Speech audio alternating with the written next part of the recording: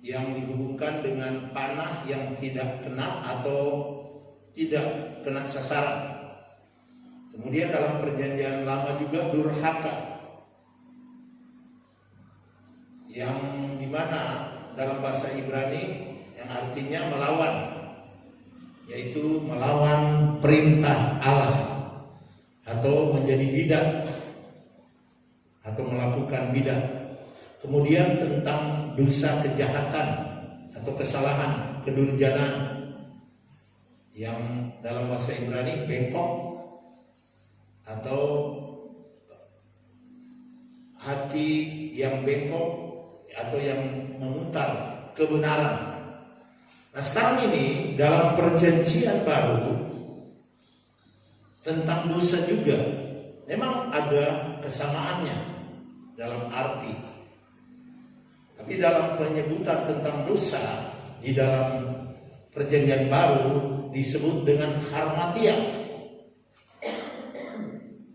Itu sama dengan dosa dalam perjanjian lama, harmatia atau tidak kena sasaran, yang kami sudah jelaskan, di mana itu menunjuk kepada panah yang kita lontarkan, kemudian dia tidak mengena sasaran atau tidak nyampe sasaran.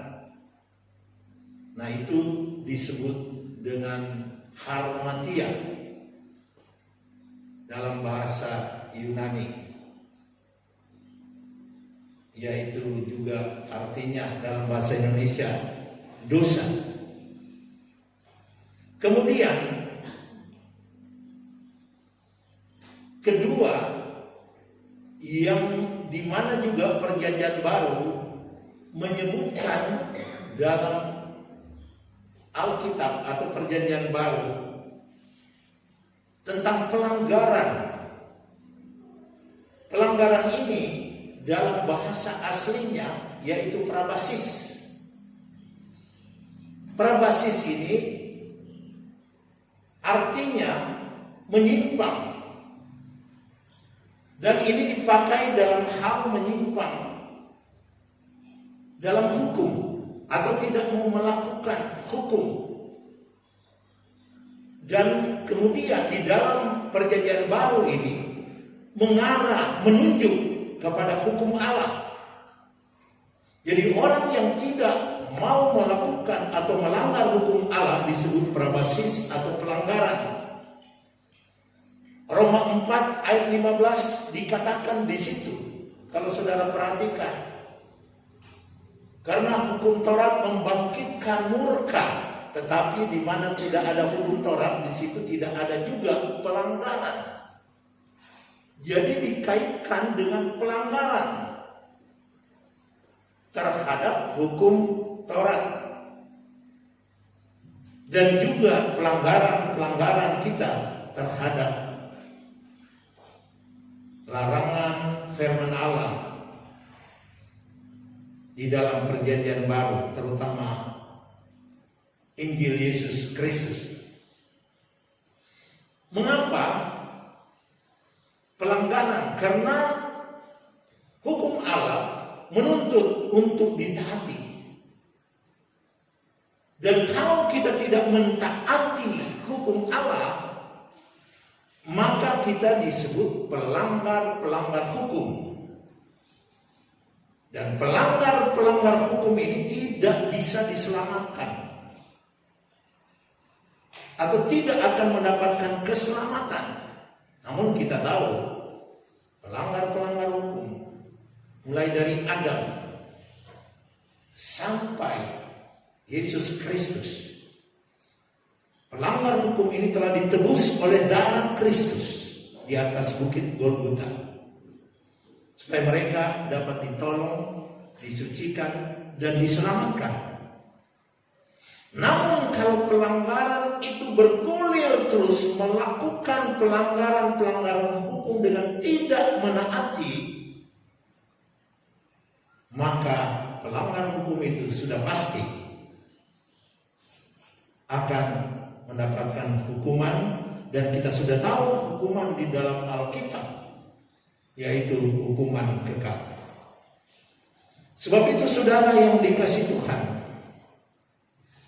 kita sebagai umat Tuhan, mari kita mentaati tentang hukum Tuhan. Kemudian apabila kita membaca di dalam Alkitab, kita akan temukan tentang kata kejahatan. Kalau kata kejahatan ini lebih sadis kedengarannya, sebab dia berasal dari kata jahat. Dan dalam bahasa Yunani atau Perjanjian Baru, kejahatan ini disebut adikia. Adikia atau kejahatan. Dan itu ada banyak tertulis di dalam Alkitab. 1 Yohanes 1 ayat 9, jika kita mengaku dosa kita, maka ia adalah setia dan adil sehingga ia akan mengampuni segala dosa dan menyucikan kita dari segala kejahatan.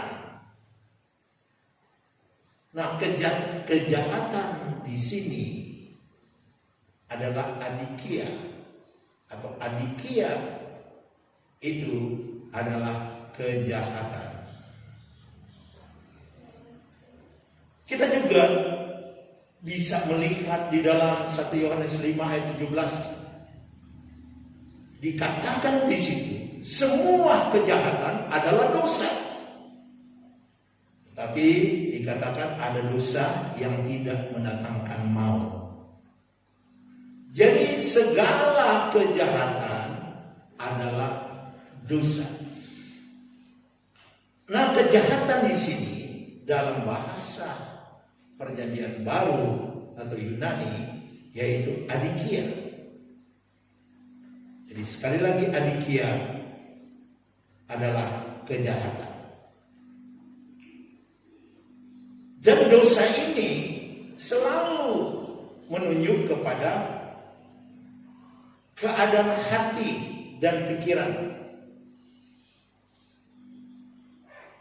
Sebab kalau kita melihat dan membaca tujuan Yohanes ini, yaitu dia berkata tentang dosa-dosa kita yang diampuni, kejahatan hati, kejahatan pikiran, yang membuahkan tindakan-tindakan yang jahat atau adikia, ditebus oleh Yesus Kristus di atas bukit Golgota dengan darahnya menetes. Dan ini adalah pengorbanan untuk menyucikan hati nurani kita, menyucikan pikiran kita yang jahat. Karena kejahatan itu muncul dari hati dan pikiran kita. Sehingga akibat kejahatan itu banyak merusak kehidupan rohani anak-anak Tuhan. Dan kita tahu kejahatan di dunia ini sedang merajalela. Ada banyak sekali kejahatan-kejahatan yang kalau kita menuliskan poinnya tidak terhitung poinnya. Kejahatan yang terjadi. Saya tidak akan menyebutkan kejahatan apa saja. Tentunya saudara dapat menyimaknya dan melihat dari lingkungan kita apa saja kejahatan itu. Berikutnya, kita juga membaca tentang kata durhaka.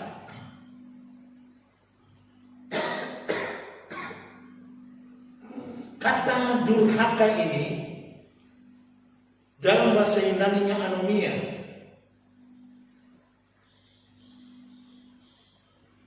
Anomia ini artinya tidak menurut atau mengabaikan hukum, acuh tak acuh terhadap hukum. Dan ini juga menyangkut tentang perasaan hati kita. Kita sudah mendengarkan firman Tuhan untuk kita menaati hukum. Tetapi orang durhaka ini cuek terhadap hukum. Tidak mau mendengarkan, tidak mau menaati, tidak mau menuruti. Walaupun dia sudah dengarkan nasihat-nasihat dari orang tua, dari hamba-hamba Tuhan, tetapi dia mengabaikan semuanya itu. Nah, itu disebut orang durhaka, anak durhaka terhadap orang tua, terlebih itu kepada Tuhan. Juga kita dengar di dalam Alkitab tentang kefasikan. Nah, kalau berbicara tentang kefasikan, ini lebih tidak enak didengar. Karena orang fasik itu tidak disenangi oleh Tuhan. Di dalam bahasa Yunaninya kefasikan asebeia, yang artinya orang ini tidak bertuhan, tidak mau percaya kepada Tuhan. Tabiatnya selalu berlawanan dengan maksud Tuhan, rencana Tuhan, hukum Tuhan, selalu bertabrakan atau berlawanan. Sebab itu Paulus menulis kepada jemaat yang ada di Roma, pasal yang pertama ayat yang ke-18. Dikatakan sebab murka Allah nyata dari sorga atas segala kefasikan dan kelaliman manusia. Manusia yang bagaimana? Yang menindas kebenaran dengan kelaliman. Jadi kita lihat sebab murka Allah nyata dari surga atas segala kefasikan. Jadi orang yang fasik, orang yang tidak bertuhan, tidak mau percaya kepada Allah, tidak mau percaya kepada Yesus Kristus, Tuhan murka terhadap mereka. Karena mereka itu suka menindas kebenaran dengan kelaliman. Jadi saudara yang dikasih Tuhan, kefasikan ini tidak disenangi oleh Tuhan.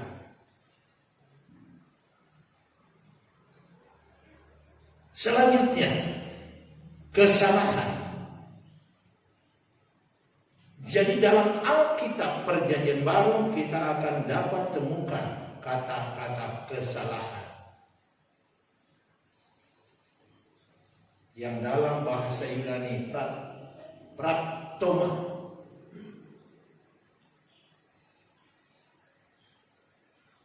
Praktoma ini yaitu orang yang tidak berdiri teguh di saat harus berdiri teguh. Jadi orang yang tidak berdiri teguh pada saat memang harus berdiri teguh, tapi orang itu tidak mau. Artinya goyah.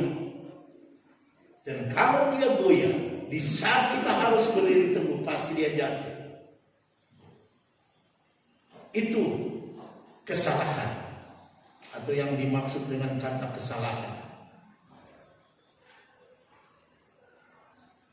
Di dalam Matius 6 ayat 14 dan 15, karena jikalau kamu mengampuni kesalahan orang, Bapamu yang di sorga akan mengampuni kamu juga.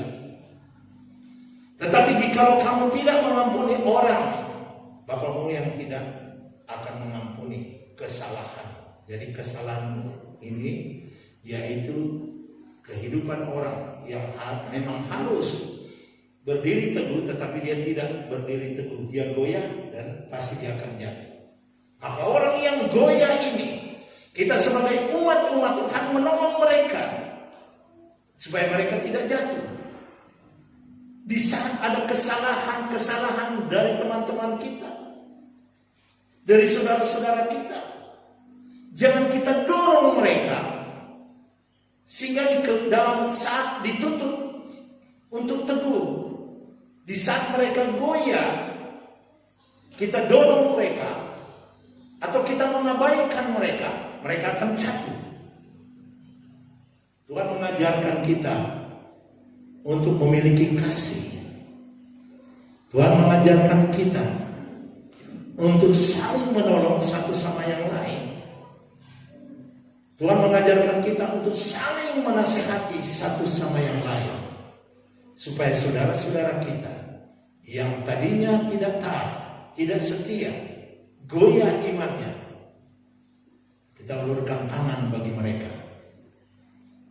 Mereka menjadi kuat kembali dan teguh berdiri kembali di dalam kebenaran firman. Dan ini adalah ajaran Yesus Kristus untuk kita lakukan. Kita peka terhadap lingkungan. Jangan ada orang yang lemah, biar aja dia lemah. Kan keselamatan itu masing-masing. Jangan kita memiliki prinsip yang salah ini. Tetapi kita harus tetap teguh juga berdiri di dalam Tuhan.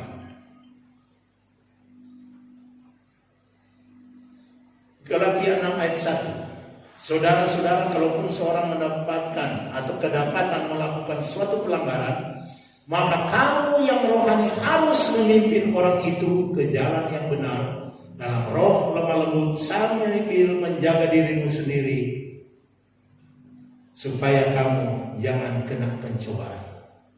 Ini adalah perintah untuk kita. Kalau kita yang rohani melihat orang melakukan pelanggaran atau tidak teguh, maka kita harus memimpin mereka, atau kita yang rohani harus memimpin mereka itu ke jalan yang benar dengan roh lemah lembut, sambil kita menjaga juga diri kita supaya kita tidak goyah atau kita tidak kena pencobaan atau jatuh. Tuhan mau supaya kita melakukan ini. Dan juga Yakobus 5 ayat 16 dikatakan, karena itu hendaklah kamu saling mengaku dosamu dan saling mendoakan supaya kamu sembuh. Dua orang yang benar bila dengan yakin didoakan, sangat besar kuasa. Ini juga sangat penting. Artinya kita harus saling mendoakan satu sama yang lain, supaya mereka yang goyah imannya, yang dituntut harus berdiri teguh, tetapi mereka goyah, kita doakan mereka. Kita sampaikan kepada Tuhan dengan berkata, Tuhan tolonglah si A, si B, dan seterusnya. Dan ini adalah hal yang sangat baik, supaya umat-umat Tuhan tidak menjadi goyah di dalam mengiringi Tuhan, melainkan kita bersama-sama bergandengan tangan mewujudkan satu pelayanan yang dikehendaki oleh Allah dari hari ke hari. Dan saudara, sebagai kesimpulannya dari firman Tuhan ini, dosa perbuatan yang pasti dan juga keadaan hati. Jadi dosa perbuatan kita itu pasti, bukan rekayasa, bukan samar-samar, tapi dosa itu pasti, karena dibuat mulai dari dalam hati kita dan kita wujudkan dalam tindakan, dan bisa merusak keadaan lingkungan, bahkan banyak menyesatkan, sehingga orang-orang disesatkan menjadi fasik, tidak tertolong, tetap goyah dan seterusnya, sesuai dengan firman Tuhan yang kita sudah dengar. Sebab ada dosa yang dilakukan dengan pasti dilakukan, tapi ada dosa yang dilakukan, dengan pasti juga dia melanggar hukum, melanggar perintah Allah, melanggar kebenaran firman Allah. Jadi dosa yang pasti ini juga pasti dihukum Tuhan. Tapi oleh kemurahan Tuhan, Yesus Kristus memberikan kesempatan kepada pelanggar-pelanggar hukum ini untuk datang kepada Tuhan, bertobat, menyadari yang dimulai dari keadaan hati yang paling dalam, sehingga mengubah hati dan pikirannya untuk datang dan menaati rencana Tuhan bagi manusia untuk diselamatkan, yaitu mentaati aturan dan hukum Tuhan. Terpujilah nama Tuhan. Kiranya firman Tuhan ini dapat menolong kita dalam suasana-suasana yang seperti ini. Kita saling meneguhkan satu sama yang lain, supaya tidak ada yang goyah dan jatuh, tidak ada yang melanggar hukum sehingga mereka akan dihukum dan tidak diselamatkan. Tapi kita semua mau bergandengan tangan untuk pekerjaan yang mulia dari Yesus Kristus. Kita berdoa.